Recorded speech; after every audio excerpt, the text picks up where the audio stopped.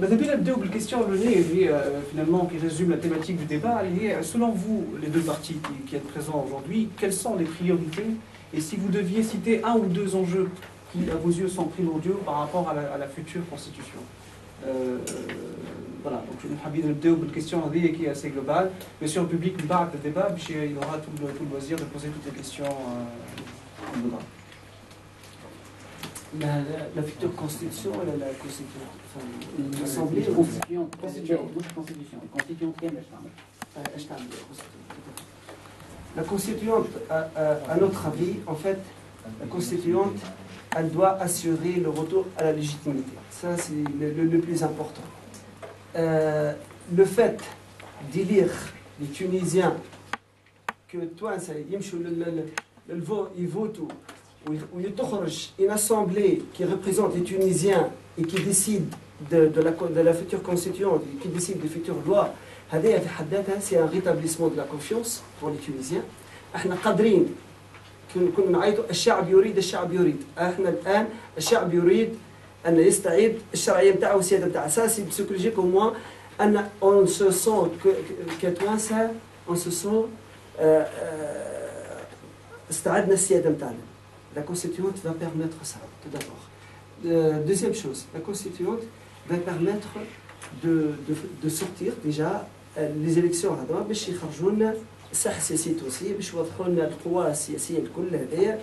ثم قوى سياسيه الان شاده اون بون بارتي نتاع العمليه السياسيه داخل الهيئه العليا للانتخابات، الهيئه العليا لحمايه الثوره، الهيئه العليا للانتخابات، قوى سياسيه شاده هالمؤسسات هذه نتاع البلاد.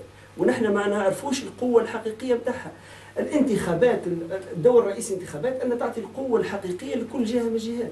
نحبوها الجهات اللي باش تحكم في البلاد وفي مؤسسات البلاد تكون عندها تحكم en fonction proportionnelle من القوة بتاعها اللي اعطاها لها الشارع التونسي. نحبوا الناس اللي تحكم في البلاد معناها لا كونستيتيونت.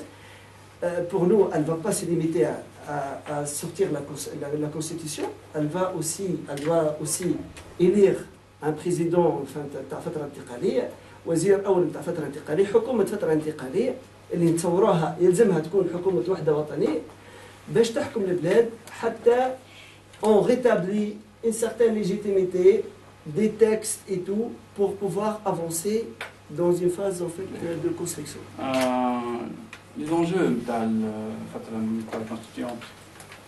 D'abord, il faut vraiment se focaliser sur définir les règles du jeu pour les décennies à venir. C'est quel modèle de société on veut pour la Tunisie. C'est Ahmed qui a donné la vraie force au vrai parti, expression de la volonté du peuple et trouver un gouvernement transitoire d'unité nationale. Et là, je pense, pour ajouter à ça, pour aller plus loin que ça, et d'ailleurs c'est la position du pôle démocrate et moderniste, c'est quel gouvernement de l'Union nationale est-ce qu'on veut et quelle expression de la volonté du peuple. On a un enjeu double, on a ça, un vide constitutionnel, un vide institutionnel. Constitution 50 marche n'est plus d'actualité. L'autre enjeu, il est social. Nous devons faire des réformes économiques urgentes pour le pays, pour diminuer le chômage, car c'est à cause du chômage et des inégalités régionales qu'il y a eu tous ces événements. Donc, ce qu'on doit faire, c'est en même temps donner une nouvelle constitution à Tunis qui assure les droits fondamentaux du citoyen et en même temps assurer au pays une prospérité économique et un rayonnement culturel.